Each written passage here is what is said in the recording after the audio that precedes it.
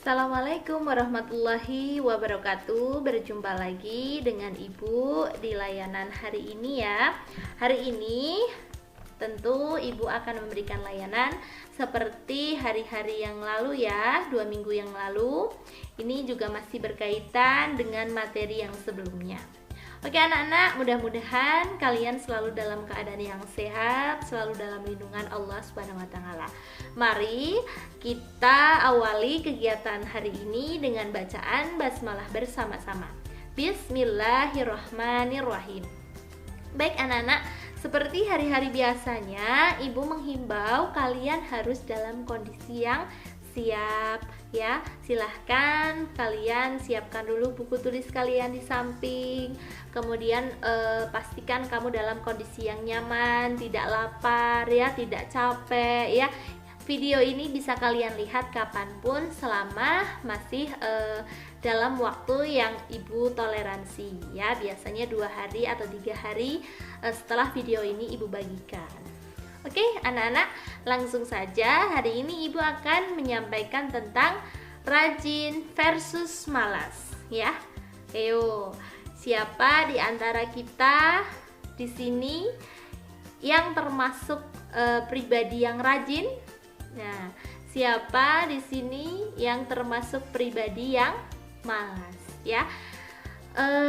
Perlu Ibu sampaikan kenapa Ibu menyampaikan materi-materi semacam ini. Seperti yang pertama dulu manajemen self, kedua tentang motivasi belajar ya, dan yang ini rajin versus malas ya. Semuanya itu berkaitan dengan harapan kami Bapak Ibu guru, kalian bisa menumbuhkan semangat, menumbuhkan kedisiplinan dan keaktifan kalian dalam belajar selama PJJ ya.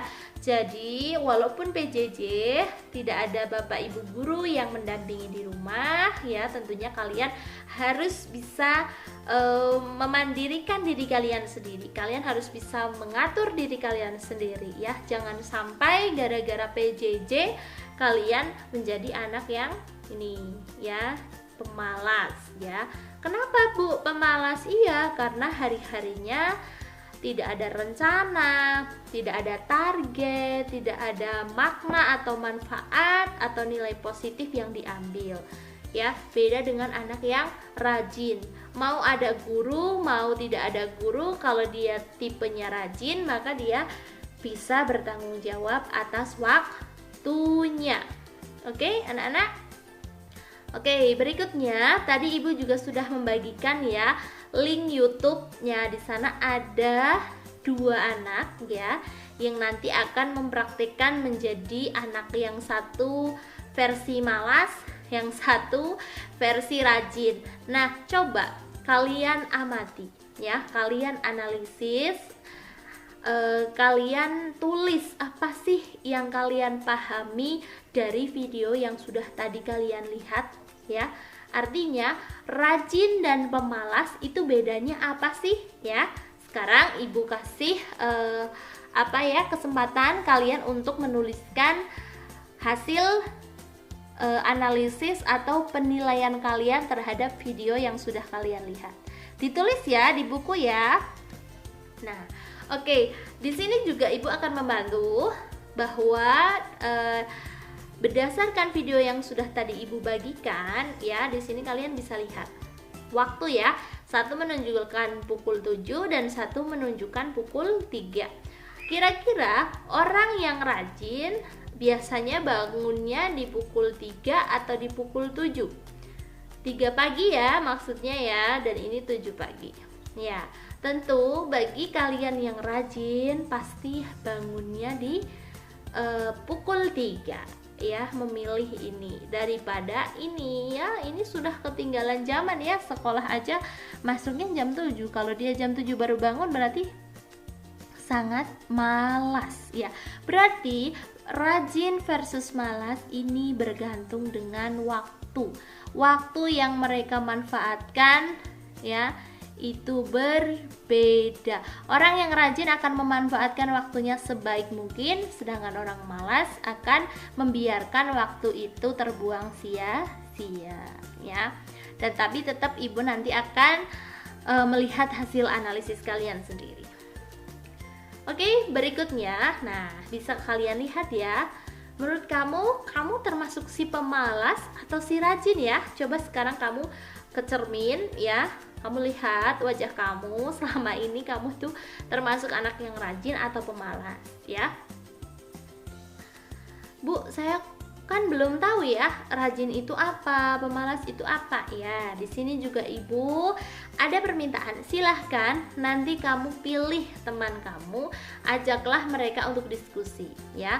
Tanya apa yang dia tahu tentang rajin dan apa yang dia tahu tentang malas. Begitupun sebaliknya, kamu harus memberikan mereka pengertian tentang apa itu rajin dan apa itu malas. Nanti masing-masing anak menuliskan jawaban temannya dan jawaban diri sendiri di buku tulis masing-masing ya. Paham ya sampai dengan ini? Oke.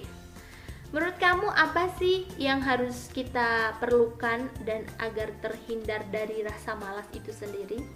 Ya, anak-anakku, jadi ini masih terkait dengan video yang kemarin ya. Seseorang itu kalau punya manajemen diri yang baik, tentu dia punya motivasi atau punya tujuan yang jelas seperti itu. Nah, dengan begitu dia akan memanfaatkan waktu-waktunya dengan baik ya, tidak membuang waktunya dengan sia-sia atau berjalan begitu saja ya. Bisa kalian lihat nih, kita punya sama-sama waktu 24 jam. Tapi bagi yang pemalas ya akan digunakan ya paling tidak jauh dengan kegiatan seperti ini, tidur, main handphone ya, tidak pernah membantu orang tuanya, bahkan hari-harinya hanya digunakan untuk hal-hal yang tidak penting. Tapi berbeda dengan orang yang rajin, maka dia akan memikirkan masa depannya dengan melihat tujuannya. Saya mau kemana sih ya? Saya harus bisa, saya akan kemana, tujuannya sudah terlihat tapi memang belum sampai, harus ada tangga yang perlu dinaiki. Tangga di sini adalah proses ya, usia, belajar, kemauan ya, semuanya. Jadi perbedaannya orang rajin dan pemalas yaitu tadi terkait dengan tujuan, keinginan, dan waktu ya.